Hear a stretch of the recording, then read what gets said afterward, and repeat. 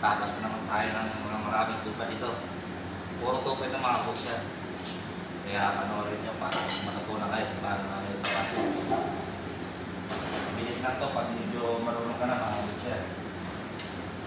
Pag ako natatapos sila, gawin ako na yung shoulder.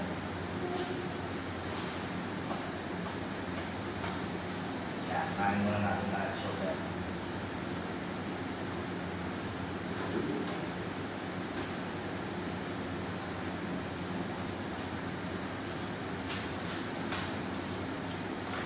Itong gagawin ko ngayon, pang-list din namin sa counter.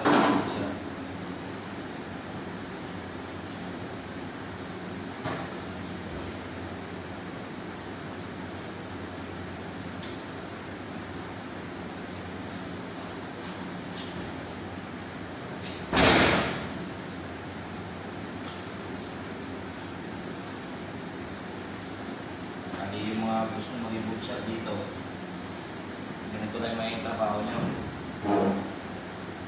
Kaya kailangan matuto kayo magtabas nito ng mga tupat siya kambing. Kasi yun ang pinaka-paborito na dito eh. Pinaka-specialty dito sa Middle East. Hindi ka tulad dyan sa Pilipinas, puro baboy lang tayo tsaka manok. Tsaka baka.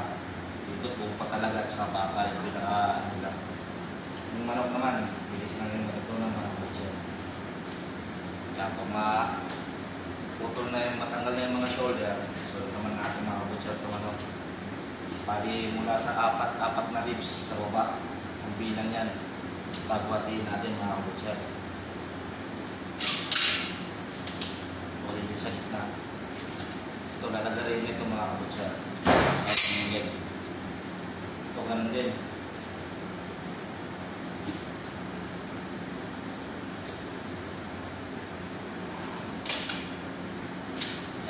Kahit sa kunting panunod nyo lang, tutunan kayo, balang araw, nandito na kayo. At ano yung ginagawa ni Butchers na yun. Tapos, kung magamit naman kayo ng banso, ingat lang din kayo. Pero pag nandun na kayo sa malaking bansa, tulad ng New Zealand, yung mga lang cutting doon, mga bypass, puro ano talaga doon mga butcher. Binabanso talaga na doon kasi nga, puro bypass yun eh. May ibang klase rin ng parts ng mga tupa na dumarating dito sa amin.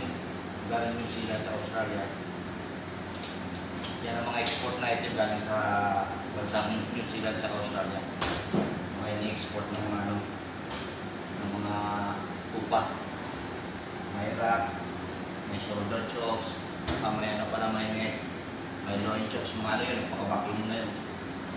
May lamb shoulder for quarter, may lamb leg. Puro na ano yun, ready parts na yun, mga butcher, lalagay na sa kapon. Kaya alam mo yung mga tatrawa sa New Zealand, lalo na yung mga lamb cutting.